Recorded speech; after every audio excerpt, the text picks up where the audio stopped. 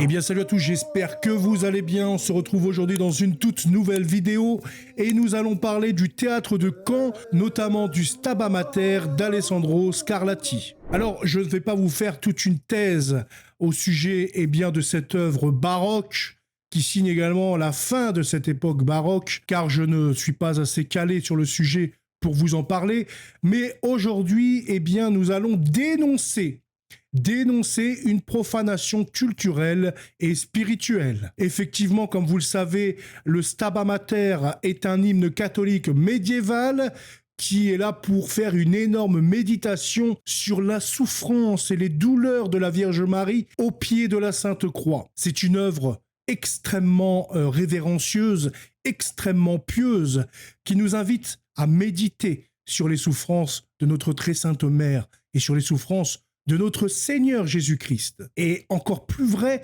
durant ce Saint Carême. Vous allez me dire, mais qu'est-ce qu'il se passe ? Le Padre Pio avait une immense dévotion envers les anges.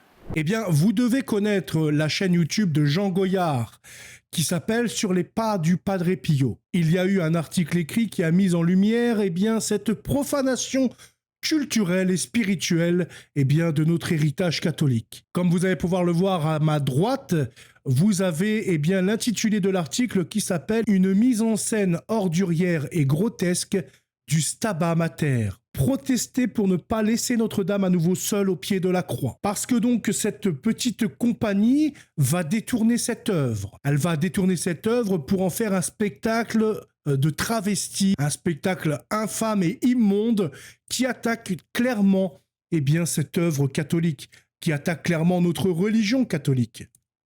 À l'Opéra Orchestre Normandie-Rouen cette semaine, puis surtout, bien, vu qu'il est un peu trop tard, ça va être au Théâtre de Caen, début avril 2025, le Stabat Mater d'Alessandro Scarlatti va être détourné par des acteurs travestis. Certains organisateurs de l'événement se vantent d'une mise en scène irrévérencieuse et de tableaux iconoclastes.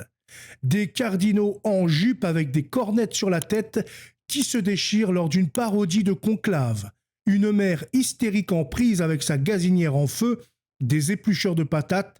Certains acteurs masculins sont même accoutrés de robes de soirée avec des décolletés. Et sur les pas du Padre Pio dit vrai, puisque si nous allons sur la page du théâtre de Caen, nous y voyons un cardinal tout en noir, avec une robe noire également et un décolleté. C'est du travestissement, bien entendu. Donc on est là en plein carême pour travestir la réalité, pour sortir ce qui est bon et sain et pour le transformer en pas bon et pas sain et en mauvais. Et donc, ces nouvelles compagnies anticléricalistes, bien entendu, puisqu'elles ne vont pas prendre des œuvres athées ou laïques ou je ne sais quoi, puisque eux ne créent pas grand-chose de bien et de bon, on va détourner comme ça des œuvres catholiques pour les orienter dans notre idéologie infâme d'aujourd'hui.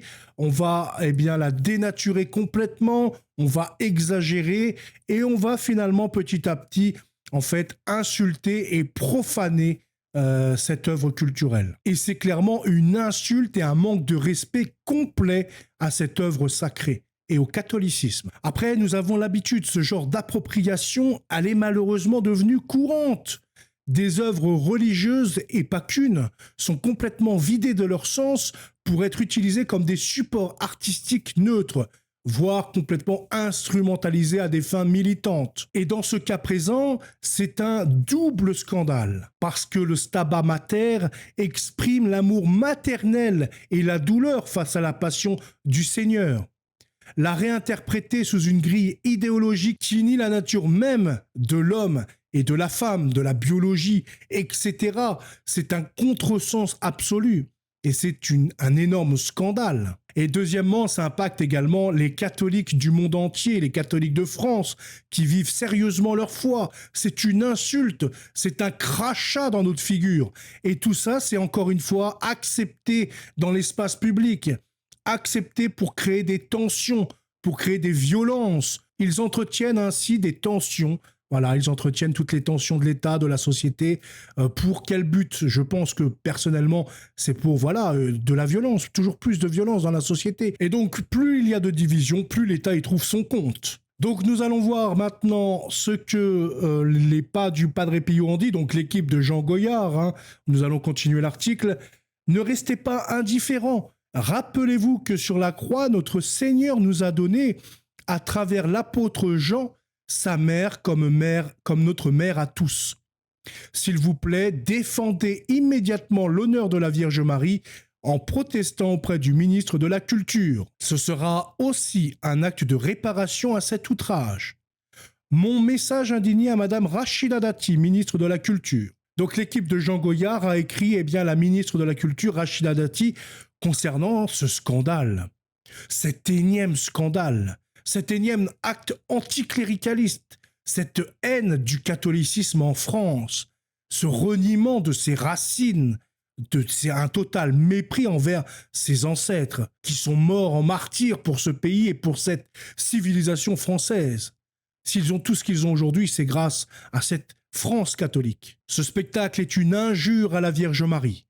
Madame le ministre, les 20 et 21 mars à Rouen, puis le 1er avril à Caen, la compagnie théâtrale La Phénoména et l'ensemble musical La Tempête vont présenter une interprétation théâtrale de Stabat Mater d'Alessandro Scarlatti. Vous le savez, l'œuvre de Scarlatti est une méditation sur la souffrance de la Vierge Marie alors qu'elle se trouve au pied de la croix.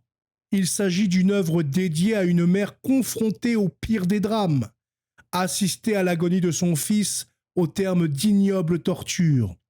C'est une œuvre empreinte de piété, puisque ce moment est celui où la Vierge devient notre mère à tous, alors que son Fils expire pour nos péchés. Hélas, alors que nous, chrétiens, faisons carême, cette œuvre a été choisie pour servir de prétexte à un spectacle affligeant, grossier et sans rapport avec la passion du Christ. Que verra-t-on, Madame le ministre, sur scène à Rouen et à Caen?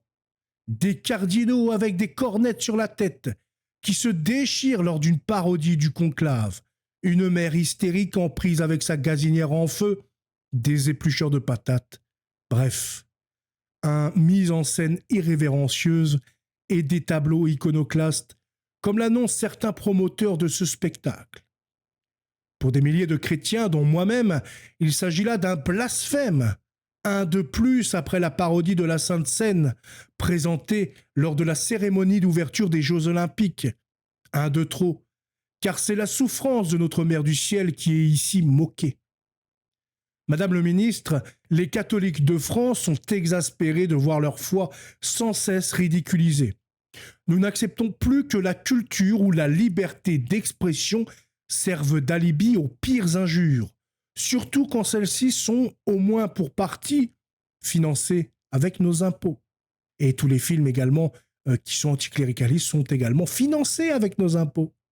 Tout ce beau monde athée, anticléricaliste est biberonné par les aides, biberonné par l'État, biberonné par diverses sociétés qui elles-mêmes sont biberonnées par la sainte source républicaine. Je vous demande donc de mettre immédiatement fin à toute collaboration publique sous quelque forme que ce soit avec ce spectacle.